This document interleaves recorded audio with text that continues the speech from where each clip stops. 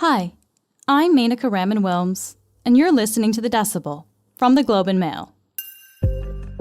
January 6th was the culmination of an attempted coup. I told him that the stuff that his people were shoveling out to the public was bullshit. I mean, that the claims of fraud were bullshit. The president reached up towards the front of the vehicle to grab at the steering wheel. And I said, look, you are asking me to do something against my oath, and I will not break my oath. These are some of the biggest moments so far from the January 6th hearings in the U.S.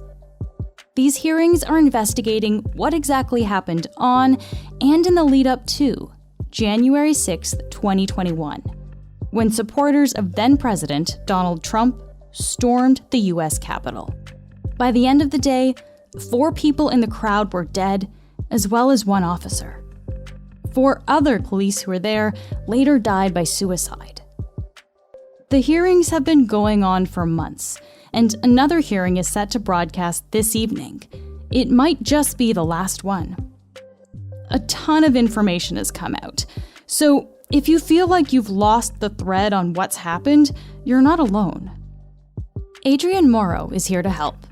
He's the Globe's US correspondent. He's here to share the most important things we've learned from these hearings and what happens now that they're almost over. This is The Decibel.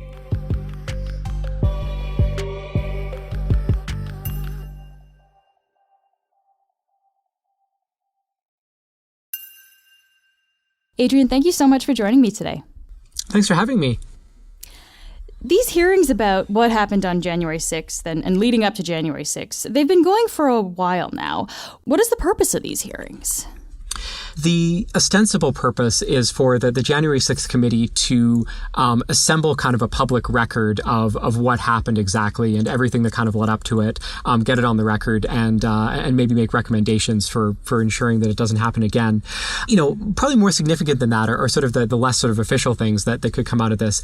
One is that the evidence that's gathered by the January 6th committee and certainly the report that they write could prompt the Department of Justice, and there's some indication may have already prompted the Department of Justice to launch further criminal investigations into Donald Trump or people close to Donald Trump.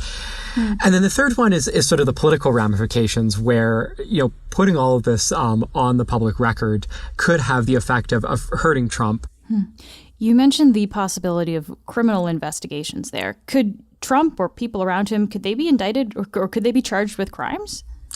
Potentially. So far, the Department of Justice, you know, has mostly been investigating either people who actually attacked the Capitol on January 6th, or the leadership of some of the far right groups that organized the protests on January 6th. So far, they haven't indicted.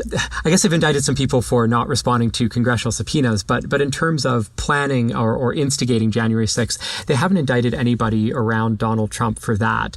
But there certainly is the possibility that they could look at bringing criminal charges, whether it's, you know, conspiracy to defraud the American people or trying to obstruct an official proceeding, basically trying to stop Congress from doing its constitutional duty to formalize, you know, Joe Biden's election as president of the United States.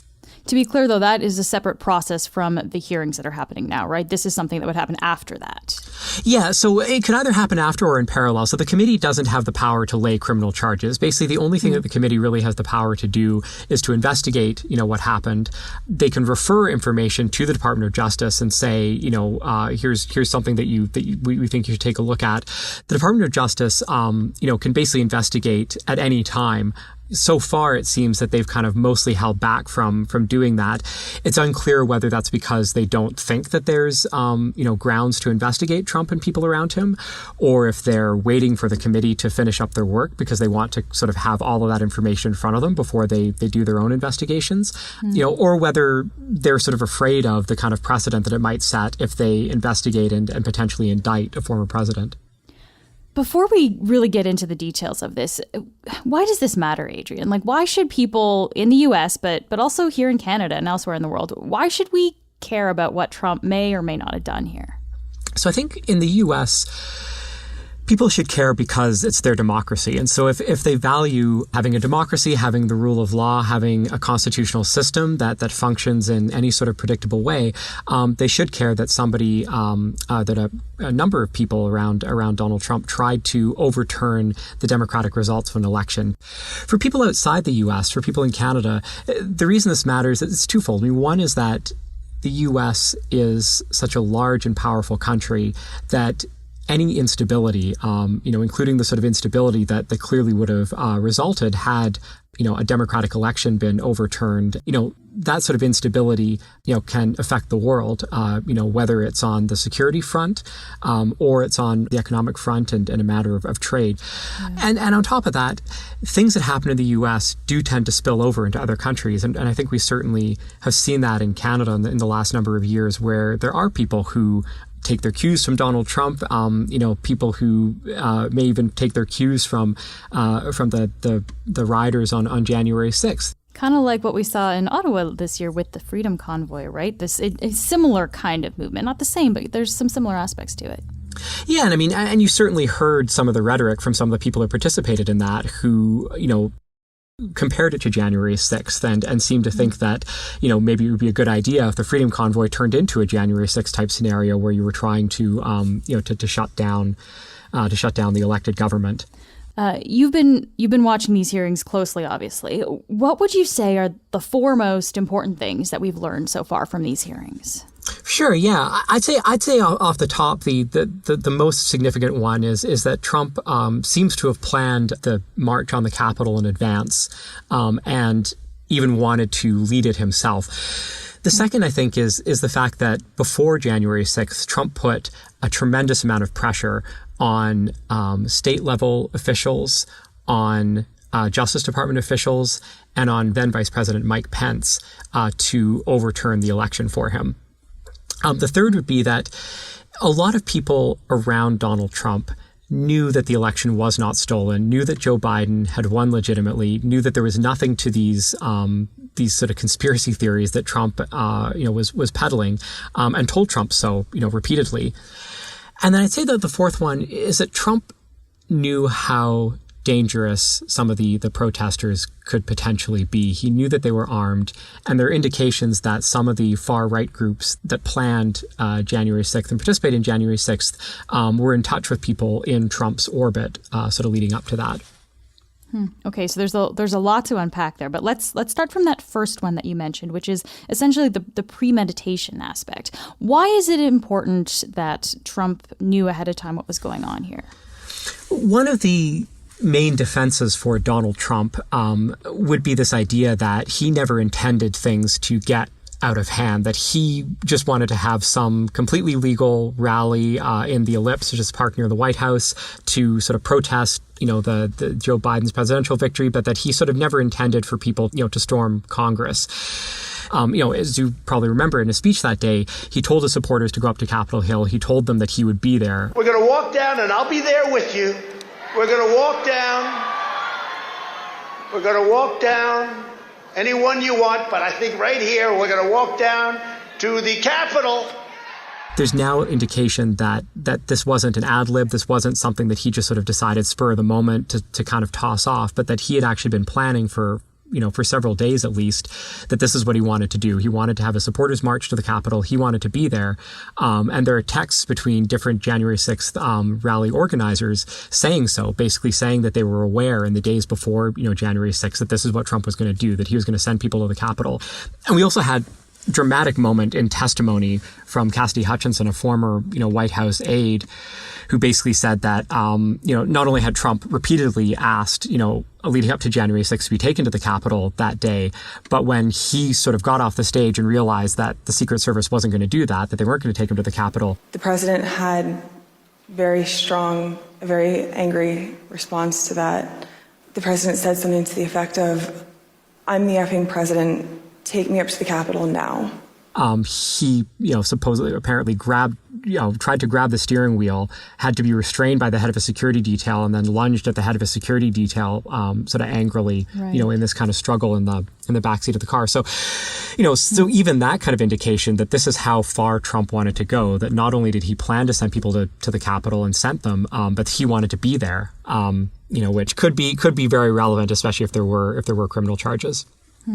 It's interesting. We talk about, especially Cassidy Hutchinson's testimony there. She really does get into the fact that there were conversations behind the scenes where people knew that January 6th was going to be a big deal. So it wasn't just Trump that was kind of thinking this, right? It's kind of his inner circle that really was aware of this. Could you speak to that a little bit? Yeah, I mean, one of Hutchinson's comments was that she apparently had this conversation with Rudy Giuliani a few days before January 6th. As Mr. Giuliani and I were walking to his vehicles that evening, he looked at me and said something to the effect of, "Cass, are you excited for the 6th? It's going to be a great day." I remember looking at him saying, "Rudy, could you explain what's happening on the 6th?" He had responded something to the effect of, "We're going to the Capitol. It's going to be great. The president's going to be there. He's going to look powerful. He's going to be with the suggestion from that conversation and others is that, Donald Trump and his people, really did plan to overturn the election result, that they weren't just going to go out there and say, Joe Biden committed, stole the election and we're mad about that, but that they actually planned to go up to Capitol Hill and put these, these conspiracy theories in place and try to overturn the election result. Wow. Let's move to your second takeaway, Adrian, the one about Trump pressuring different officials. Help me understand that.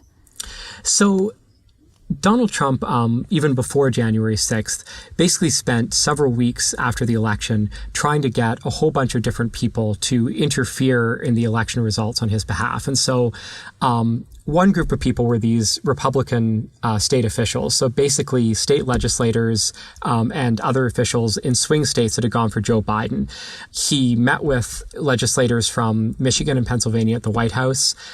He famously phoned the Georgia Secretary of State and asked him to, find enough votes in Georgia for Trump to win. Find votes. Wow. To find votes, yeah. He said in this phone conversation. In Arizona, he phoned up the Republican Speaker of the lower house who subsequently testified at the committee. And he asked him, basically told him, all these dead people voted, all these undocumented immigrants voted, and so basically you should overturn the election result. And what the Speaker of the Arizona House, Rusty Bowers, what he told the committee was that he repeatedly asked, Trump and Giuliani for the evidence. And he said that originally, Trump and Giuliani swore that they were going to give him evidence. Eventually, he said Giuliani admitted, quote, "We've got lots of theories, we just don't have the evidence." So it seemed that even Giuliani at a certain point admitted that they didn't actually have anything to sort of back this up. But nonetheless, they went to all these state officials and unsuccessfully, demanded that they overturn the results in their state. The Justice Department is also looking into allegations, apparently, that they put in fake electors. What does that mean? What is a fake elector, and why is that important? Yeah, so that was the other thing that they did in these states is that a bunch of Trump's, people around Trump basically got groups of Republicans to declare that they were the Electoral College members for those states. So because the way that it works in the U.S. is that, when they vote for the president, whoever wins the popular vote within that state basically gets all of the members of the Electoral College from that state assigned to them. And then it's the members of the Electoral College that decide who becomes president. And so these swing states all had slates of Biden electors because Biden had won these states. And so what Trump's people did was they created alternate slates of electors who were going to vote for Donald Trump, and then they had them sign paperwork claiming to be the legitimate electors from these states, and sent up all this paperwork, to Washington. This is almost hard to understand because it's kind of incomprehensible and amazing that all of this was going on. But yet here we are. You mentioned the vice president, Mike Pence there, Adrian. Trump also put a lot of pressure on Pence to overturn the results. What did he do there? One of the jobs that the vice president has in the U.S. is that he or she has to oversee the counting of the Electoral College, ballots. And, this is typically a formality where the ballots basically have to be brought to Washington and sort of formally opened in Congress, presided over by the vice president. And then the vice president makes a declaration at the end of who won the election. One of Donald Trump's outside lawyers, this guy named John Eastman, came up with this theory that basically no constitutional lawyers agree with, that the vice president actually has the power to go beyond that, and that the vice president has the power to accept or reject ballots. And so they wanted Mike Pence, Trump wanted Mike Pence to either reject a bunch of Joe Biden's ballots, or what he wanted Pence to do was basically to buy time by suspending the counting of the Electoral College votes entirely and sort of sending it back to the states. So Trump had, multiple conversations with Pence where he asked for this. Pence repeatedly refused. Trump wouldn't have it. In one meeting, apparently, he told Pence, if you don't do this for me, I don't want to be your friend anymore. In another, don't want to be your friend anymore. Wow, yeah, this is like grade school. I'm taking my ball and going home. And then Trump went out, gave his speech to his supporters. He inserted a whole bunch of references to Mike Pence that apparently weren't there in the written text of the speech. So he sort of extemporaneously decided to really turn the pressure up. When the mob of Trump supporters stormed the Capitol, they were chanting, "Hang Mike Pence." And they erected a gallows, outside the Capitol. We're definitely targeting the guy. And supposedly, Pat Cipollone, the White House counsel, said this to Mark Meadows, who's Trump's chief of staff, said, I remember Pat saying something to the effect of, Mark, we need to do something more. They're literally calling for the vice president to be effing hung. And Mark had responded something to the effect of, you heard him, Pat. He thinks Mike deserves it. He doesn't think they're doing anything wrong. You heard him. He thinks Pence deserves it.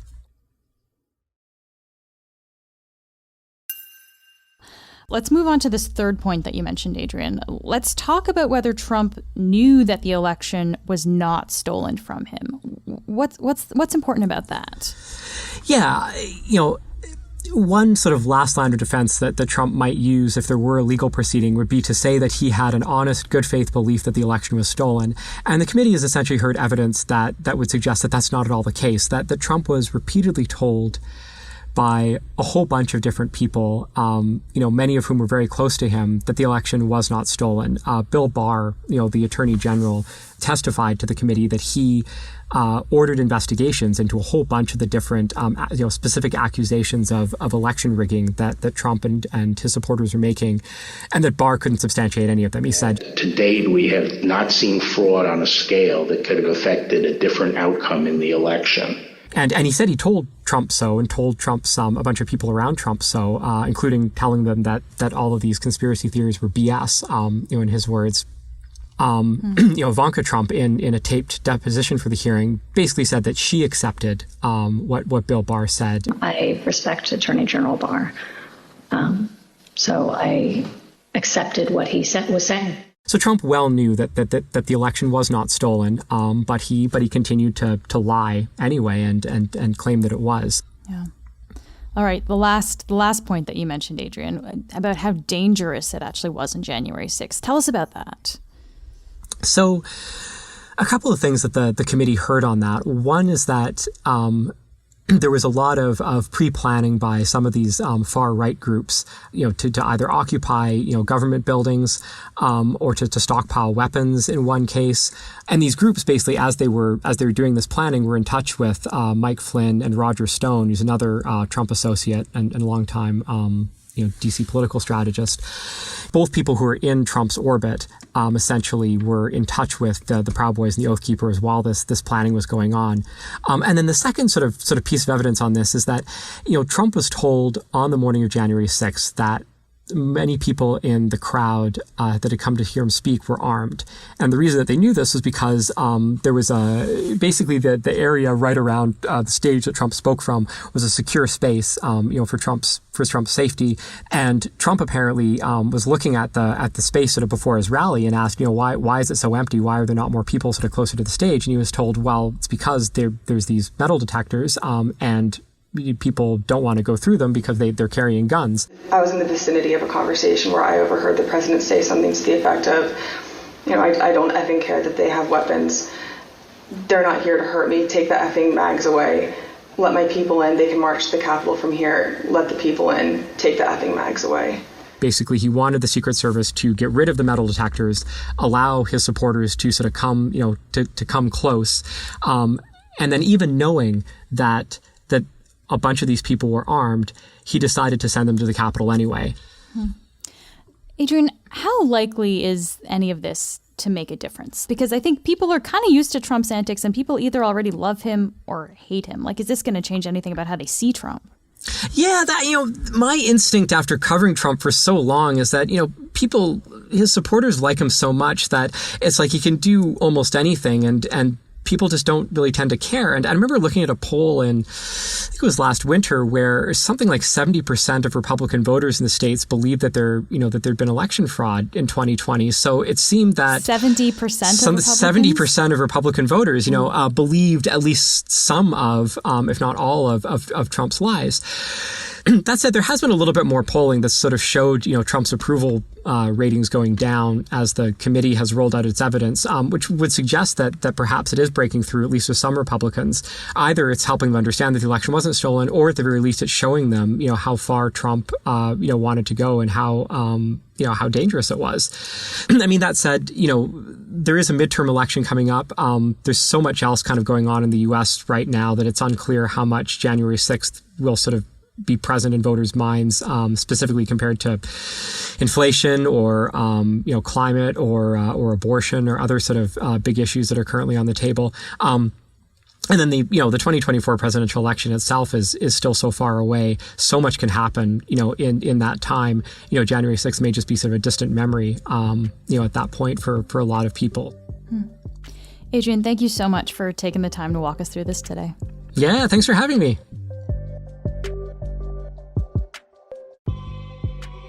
That's it for today. I'm Menaka Raman-Wilms. Our summer producer is Zara Kozema. Our producers are Madeline White, Cheryl Sutherland, and Rachel Levy-McLaughlin. David Crosby edits the show. Kasia Mihailovich is our senior producer, and Angela Pacenza is our executive editor. Thanks so much for listening, and I'll talk to you tomorrow.